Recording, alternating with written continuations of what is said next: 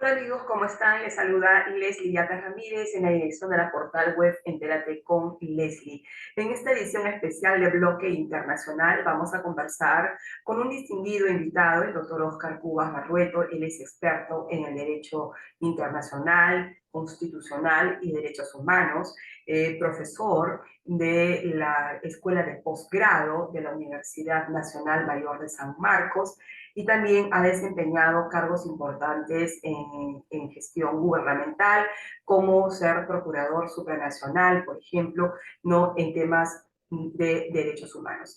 Entonces vamos a conversar con él respecto a lo que ha sido la solicitud del gobierno peruano ante el Consejo Permanente de la Organización de Estados Americanos para verificar la situación del Perú. Quieren aplicar los artículos 17 y 18 de la Carta Democrática Interamericana porque en la versión del gobierno o en su entendimiento es que se estaría produciendo dentro de nuestro país una amenaza o peligro, riesgo del ejercicio del poder legítimo y el proceso político institucional. Para conversar de estos temas, vamos a hacer una breve pausa y regresamos con el doctor Oscar Cuba Barrueto. Bien amigos, continuamos entonces con el bloque internacional y está con nosotros vía Zoom el doctor Oscar Cubas Barrueto, con quien vamos a conversar justamente lo que ha sido el pedido del gobierno a la Secretaría General de la Organización de Estados Americanos para una sesión extraordinaria del Consejo Permanente que hoy a las 2:30 de la tarde se va a dar, ¿no? Para sustentar la posición del gobierno, la versión oficial del gobierno que ha pedido la aplicación del artículo 17, 18 de la Carta Democrática Interamericana. Muy buenos días, doctor. Muchísimas gracias por estar con el programa Entérate con Leslie. Muy buenos días, Leslie. Muchísimas gracias por la invitación. Un placer, como siempre. Gracias, doctor Oscar Cuba. ¿Qué opinión le merece en un sentido general? Y vamos a ir disgregando en la entrevista algunos aspectos fundamentales de lo que significa esta sesión de hoy día a las 2:30 de la tarde del Consejo Permanente. Dígame usted, doctor Oscar Cuba, ¿fue prudente, fue oportuno que el gobierno pida esta sesión extraordinaria al Consejo Permanente? Bueno, está dentro de las potestades que ellos tienen, ¿no? Lo que creo que deja traslucir este pedido a la OEA es la desesperación en la cual se encuentra el presidente en tratar de conseguir apoyo para no ser investigado, que no continúen las investigaciones por graves actos de corrupción contra él y sus familiares y parte de sus asesores. Ahora, en este pedido del gobierno del Perú, ¿no? A través de la Cancillería, establece de que en el Perú se estaría poniendo en riesgo el ejercicio del poder legítimo y el proceso político institucional. Y sobre todo fundamenta, ¿no? A partir de la denuncia constitucional que presentó la fiscal de la Nación. En consecuencia, hoy vamos a tener una sesión extraordinaria del Consejo Permanente de la OEA y ahí cuáles van a ser las posibles, ¿no? Digamos, alternativas de resolución de parte del Consejo Permanente.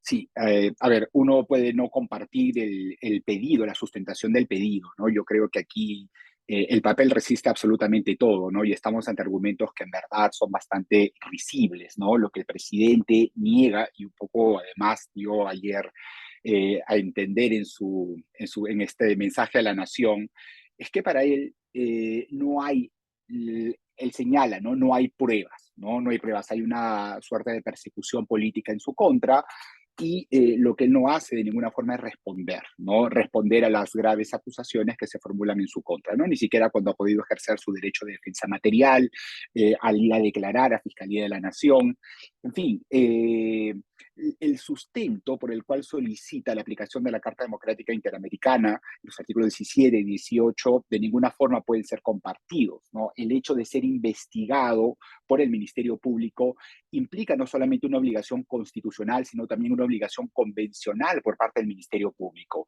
Y esto para una persona que señala ser democrática, como el presidente, creo que utiliza ese término para definir su gobierno y definirse además como mandatario, ¿no? Tendría él justamente que permitir y contribuir con el esclarecimiento de los graves actos de corrupción que están siendo investigados y que están debidamente sustentados por el Ministerio Público.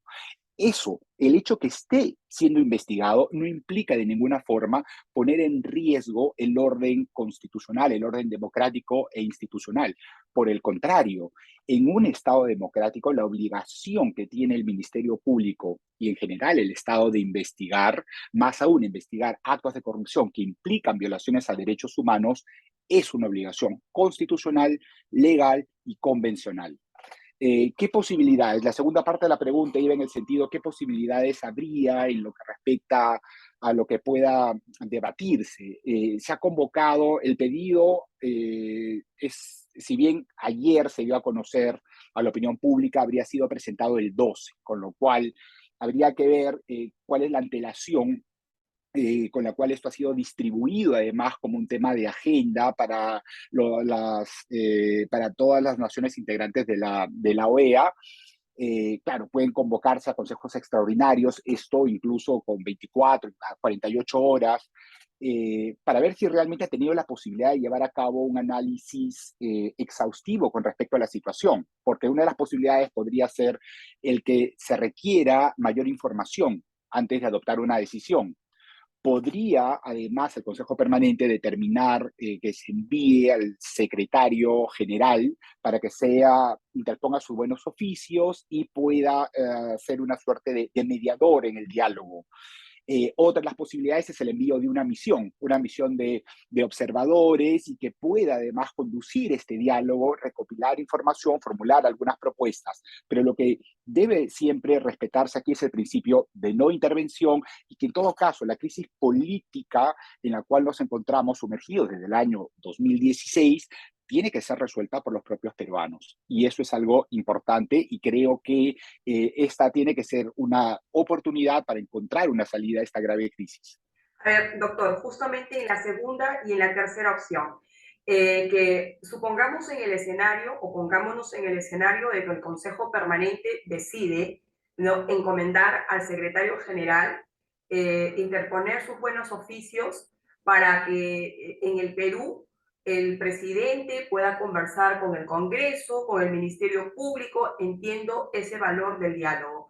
Pero acá hay un aspecto importante que está en cuestionamiento de parte del Perú el liderazgo del señor Luis Almagro, lo cual no sería altamente prudente que el mismo secretario venga a interponer sus mismos oficios, sus buenos oficios, porque ese liderazgo está cuestionado por varios sectores y colectivos de la sociedad.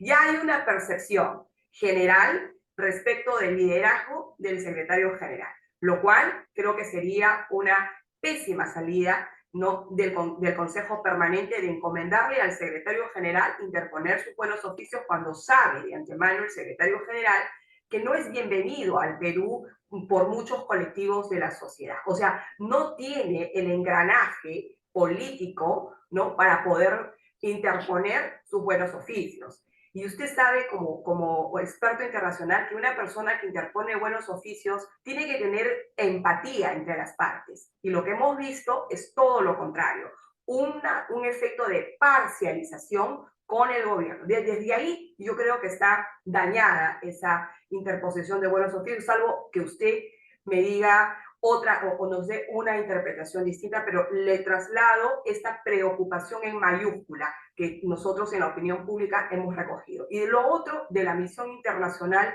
doctor Cascuna, sí, usted considera que esta misión internacional, cuando venga, ya supongamos que sea así, ¿qué va a hacer en el Perú? A eso es lo que queremos que usted nos explique para todas las personas que lo escuchan, porque de momento, doctor Cubas, solamente tenemos la versión del Estado. No, la OEA tiene la versión del gobierno, pero no tiene nuestra versión, no tiene la versión de los otros sectores de la sociedad. Doctor Cubas, lo escuchamos. Sí. Bueno, uno de los aspectos importantes es el levantamiento de información, bien, de convocarse a una misión de observadores, de expertos para que puedan participar en este proceso de diálogo constructivo, es absolutamente indispensable que puedan levantar información. Y para efectos de poder levantar información tendrían que llevar a cabo reuniones de trabajo, entrevistas con distintos sectores. Sería importantísimo que puedan llevar a cabo reuniones de trabajo con la fiscal de la Nación, con la fiscal de la Nación, con los fiscales a cargo de las investigaciones que se Uy, vienen eso va a llevando a ser cabo. Creo que terrible. eso es importantísimo, que lleven a cabo reuniones con las distintas bancadas del Congreso, que lleven a cabo, obviamente, reuniones con el presidente de la República, con el Consejo de Ministros. Muy importante la participación de la sociedad civil en todo el proceso internacional, y tú como experta internacionalista lo conoces, la participación de la sociedad civil es, ¿no?, primordial para el trabajo que llevan a cabo las organizaciones internacionales, ¿no? En ese sentido, también se convocaría a espacios de diálogo a organizaciones de la sociedad civil, sería Transparencia Internacional, Proética, sería importante, reuniones de trabajo con la Defensoría del Pueblo, para poder tener una percepción, poder tener una percepción clara, una radiografía exacta de cuál es la situación real. Y ese espacio es el que tiene que ser aprovechado por todos los sectores que estamos en la lucha contra la corrupción. Y creo, porque quedarse solamente con la versión del gobierno es imposible. Y a partir de allí poder formular algunas recomendaciones que puedan ser debatidas en el Consejo Permanente y ver si se emite una resolución estableciendo lo que consideren pertinente producto de ese levantamiento de información. Sí, yo creo que eso sería muy conveniente, pese que de pronto sea la forma más incómoda de momento, o que se piense de que el señor Castillo gane con decir, va a venir una misión a observar al Perú, que venga, porque el señor Castillo tiene que saber que esa misión internacional no solo va a contar con la versión de su gobierno, sino va a tener, como usted bien lo ha detallado, reuniones con otras autoridades, incluida la fiscal de la Nación, que es a la que tanto le teme el gobierno de Castillo por haber presentado la denuncia constitucional. Lo otro, doctor Oscar Cubas, con relación al tema del diálogo. Si yo quiero, si el Consejo Permanente dice, tiene que afianzarse un diálogo, el diálogo, entiendo yo, para poder fortalecer nuestra democracia, para cuidar la institucionalidad, pero no un diálogo para sostener a Castillo 5 años, porque ahí también tenemos un mandato del Congreso de la República, una competencia que le es exclusiva de poderlo vacar, si es que se dan las circunstancias. Entonces, ¿cómo podríamos entender este tema del valor de diálogo? Como una alianza que se le pueda dar para sostenerlo a 5 años, pese a que tiene estos delitos, esta gravosa situación penal. Sí, son varios los escenarios, ¿no?, que pueden conllevar justamente a que se desarrolle este diálogo, y yo creo que en principio no hay que rehuir, ¿no? Y es la mejor salida. Y un poco lo que señalaba es buscar una suerte de solución política que venga de los propios peruanos. Entonces, tratar de establecer acuerdos mínimos. Ahora, ya Castillo ha establecido una posición que la señaló en su mensaje a la Nación el día de ayer. Él se queda a los 5 años, ¿no? Hay una visión, lamentablemente, del gobierno y del presidente Castillo, en el sentido que el gobierno, ellos han ganado las elecciones y por lo tanto hay un poder absoluto, un poder soberano de hacer lo que se quiera, destruir la institucionalidad, la poca institucionalidad que se había construido Exacto. en décadas anteriores, Que nos ha costado. y hacer lo que considere, ¿no? Entonces, llevar a cabo una interpretación, en verdad, como literal, como la que se viene haciendo el artículo 117, yo creo que es absolutamente grave. Pero aún si se lleva a cabo una interpretación literal, que es como incluso varios constitucionalistas van en esa línea, ¿no? Mi posición es que Castillo incluso puede ser acusado bajo la Constitución actual. Esa es mi posición. puede ser acusado por graves violaciones a los derechos humanos e inaplicar ese artículo 117 de la Constitución aplicando tratados internacionales. Claro. ¿No?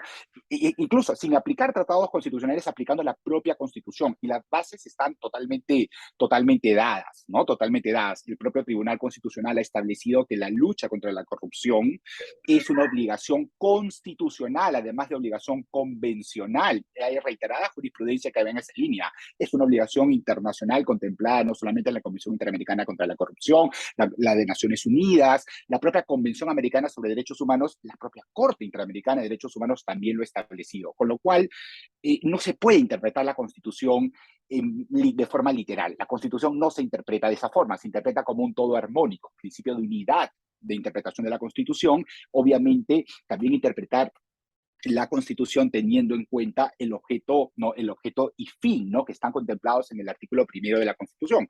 Los actos de corrupción implican violaciones a los derechos humanos. La corrupción socava la democracia, no permite el disfrute de los derechos humanos, principalmente de los DESCA, de los derechos económicos, sociales, culturales y ambientales, por quien el presidente supuestamente lucha, ¿no? Por quien supuestamente fue elegido. Afecta principalmente a las poblaciones vulnerables. El, Es un aspecto, y en ese sentido, mi posición es que el Ministerio Público puede continuar con las investigaciones sin ninguna necesidad de solicitar al Congreso autorización de procesamiento, incluso. Lo que se establece acá, lo que se establece es, en el artículo, si se quiere interpretar literalmente la Constitución, el artículo 117 lo que señala, el presidente no podrá ser acusado, no puede ser acusado, pero la investigación y eventualmente, ¿no? El proceso claro, pueden continuar sin ningún inconveniente, ya cuando se quiera, ¿no? Porque incluso el propio artículo 99, y lo ha establecido además el Tribunal Constitucional, consagra una figura que rompe el principio de igualdad. ¿Por qué? Porque en principio todos los peruanos somos iguales y tenemos iguales derechos ante la ley. Sin embargo, la Constitución establece un procedimiento distinto para los altos funcionarios del Estado. Eso es arcaico. Eso, es, eso tendría que ser modificado. ¿Para qué? Para que todo acto de corrupción pueda ser investigado, venga de quien venga, de acuerdo al procedimiento penal común, y que no haya un procedimiento especial. ¿Cuál es la razón de ser para que los aforados, los altos funcionarios del artículo 99, tengan que tener un proceso especial y una garantía de antejuicio? No hay ninguna razón en el marco de un Estado constitucional de derecho donde no hay vacíos que estén exentos al control. Entonces, esto es un aspecto que en mi posición tendría que ser modificado. Entonces, continuar con las investigaciones, sí, pero digamos, ya para el tema de formular una acusación, si uno lleva a cabo ya una interpretación allí, pues no se podría formular una acusación. Pero ¿cuánto puede tardar un proceso penal? ¿Cuánto tarda realmente un proceso penal? Que sí, que continúen las investigaciones y eso es lo más sano. Ahora, el Congreso tiene la posibilidad bien de llevar a cabo, ¿no? Llevar a cabo este procedimiento, emitir la resolución autoritativa de procesamiento penal y que a partir de allí, ¿no? Incluso el Código Procesal Penal contempla la suspensión preventiva de derechos como una figura que podría, una suerte de inhabilitación mientras dura el proceso penal, pero los claro, procesos penales son bastante largos en nuestro país. ¿Bien? exacto. No tendría por qué haber, si es que el presidente se señala ser inocente, no No tendría por tendría por qué estar qué tan nervioso. rehuir. No tendría por qué estar, recojo la primera expresión de usted en esta entrevista. Es la demostración del nerviosismo o desesperación del señor Castillo, Claro. el haber acudido a la OEA buscando una protección. Y para cerrar esta entrevista, aunque el tiempo nos gana, pero es muy interesante y es un placer siempre debatir con usted estas ideas Nuevamente. tan académicas y que muy poco sale a la luz en la opinión pública. Sin embargo, quiero hacerle esta pregunta, dos preguntas finales. ¿Usted cree que el secretario general de la OEA tiene forjado un liderazgo de tal manera que sea, pues, que concentre esta inspiración de los propósitos ideales de la Organización de Estados Americanos, por un lado, y dos, una organización internacional puede respaldar un jefe de gobierno, un jefe de Estado, a sabiendas que ese jefe de Estado o jefe de gobierno está inmerso en serias investigaciones de corrupción, de tráfico de influencias, de organización criminal. ¿No sería acaso desnaturalizar, ¿no?, la esencia misma de una organización internacional? Sí, a ver, con respecto a la primera pregunta, a ver, yo he tenido la posibilidad de estar y ver un poco el trabajo de cerca del Pues, embajador Almagro en el seno de la OEA en su primer mandato, y hubieron iniciativas muy interesantes. Las iniciativas, por ejemplo, que impulsó con respecto a Venezuela, bien, para buscar una salida a la crisis política y humanitaria en Venezuela. La misión de apoyo a la lucha contra la corrupción y la impunidad en Honduras, por ejemplo, una primera experiencia a nivel de sistema interamericano muy interesante y que tuvo resultados importantísimos. Pero sí es cierto que han habido también serios cuestionamientos con respecto a falta de imparcialidad, y creo que en alguna medida eso ha quedado algo demostrado con un respaldo, ¿no?, al presidente, y reiterado, ¿no? Reiterado, sin, creo, tener toda la información, ¿no?, de la mano, ¿no? Y eso nos lleva justamente a la segunda pregunta que formulas. Veo muy difícil que suceda lo del 2004, con el respaldo que dio todo el Consejo Permanente al presidente Alejandro Toledo. La coyuntura era totalmente distinta, exacto, salíamos de la peor crisis de corrupción de exacto. los años 90, y justamente lo que conllevó al presidente Alejandro Toledo, al gobierno, fue justamente el emblema de la lucha contra la corrupción, ¿no? Y sí hubo muestras en el gobierno de Toledo, sí hubo muestras de querer hacer las cosas bien, de lograr cambios y reformas significativas y muchas cosas. Podemos estar de acuerdo en el hecho que hay hechos de corrupción que son graves, tiene que afrontar esos los procesos, Al Perú pero, enfrentarse unas pero cosas. ¿qué hubo reformas? Pero sí hubieron reformas importantes, y sí se avanzó muchísimo en materia económica, en políticas públicas, que es algo que con este gobierno No se ha hecho. y con el grupo de funcionarios que tienen, no. Por el contrario, ¿qué es lo que tenemos? ¿No? Nombramientos ilegales, cambios de funcionarios repentinos, sin mayor motivación, ataques a la libertad de expresión, falta de transparencia en las funciones públicas, amenaza a la institucionalidad, el utilizar los reservistas, por ejemplo, la persecución a Harvey Colchado, ¿no? En fin, toda una serie de El actos hostigamiento a que la realmente dan cuenta que no, el hostigamiento a y a los, la fiscal de Nación. ¿no? Así es, que realmente dan cuenta que claramente no estamos, el propio gobierno está vulnerando un derecho humano, que es el derecho humano al buen gobierno. El derecho, todo ciudadano tiene derecho a un buen gobierno, y el gobierno actual no lo representa en lo absoluto, Claro, no, no lo representa en lo el absoluto. contexto es diferente porque, como usted bien lo ha dicho, en el gobierno de Toledo salíamos de una crisis tremenda con un gobierno dictatorial, enquistado, una corrupción de manera institucionalizada, ¿no es cierto? El contexto era diferente porque el mensaje o la lectura era que el gobierno lucha contra la corrupción.